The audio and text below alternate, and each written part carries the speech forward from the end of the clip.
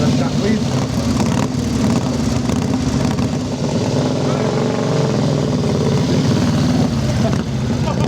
I noticed Sammy didn't have the roots as well, none of these things.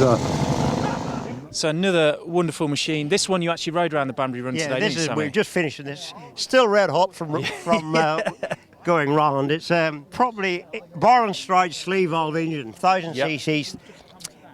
Those engines are very, very rare. This is the only one we have managed to contact in the world that's working. There's a couple that are not working. So this is the only, as we know, the only one at the moment. Some people are working on them, but this is the only one that actually works sleeve valve, bar and stride. Sleeve valve. So what's? I don't know if you know how a sleeve valve works, but it's quite unique. The principle, you've got a sleeve that turns inside the barrel. Right. It oscillates like that, opening and closing the ports. Okay. So you've got an overhead valve engine, no push rods, no valves, no half-time pinions, no cams, no rockers, just a sleeve that oscillates. Wow.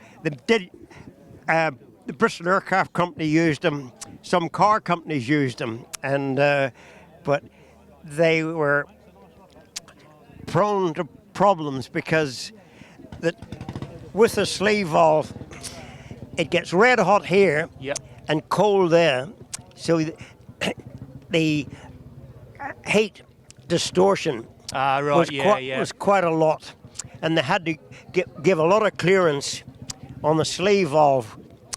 And then they became oil burners because they burned a lot of oil. Right, and they didn't rev very high. Probably about, the aircraft engines only revved up to about 2,500.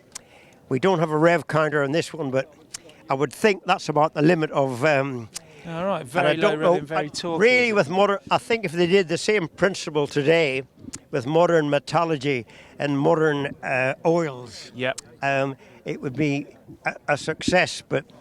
For some reason, the sleeve valve just disappeared. I was looking at a early delage the other day. We had a delage meeting at the museum. There's about 30 delages turned up, and one of those was a sleeve valve. And I couldn't, eight-cylinder sleeve valve delage. So it was trialled in a few different. We have the single cylinder also, Grindlay-Peerless in the museum, and actually Mr. Grindlay's grandson presented the single cylinder to the museum. Oh, amazing. So straight from the family heritage. So it's nice to have the pair. Yeah, and for a 26 saddle tank, this looks quite advanced in its day, though. That's about the first of the saddle tanks. That was the period of change. Well, there's no suspension on the back. Front leaves a lot to be desired, and I wouldn't like to be trying to go too quick with it. And 3-speed box, which is a bit too big a variation in the ratio. Oh, it's a big jump between the gears. The jump into second is like forever, and then into top is another major jump, and changing down if you're not careful.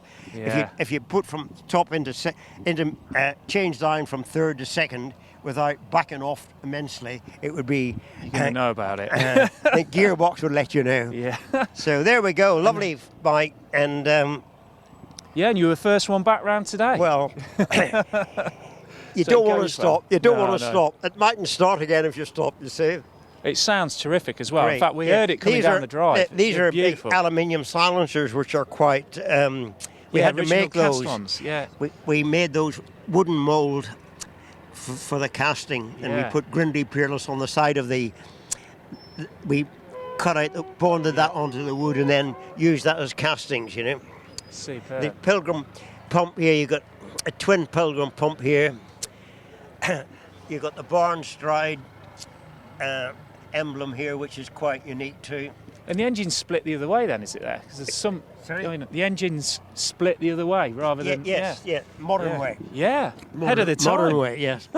The brakes are quite sensible, the brakes. Yeah, drum brakes. Beaded edge tyres, of course, they're pretty useless, you know. But of its period. The nice toolboxes in the back. We covered the toolbox, the same leather as that, which gives it a bit of finish.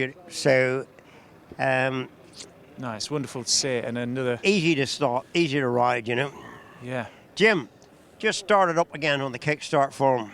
Jim will just fire it up to show you how easy it is to start. It does sound incredible as well. Right, Jim's the top man on Grindlay-Peerless's and Barn Stride engine.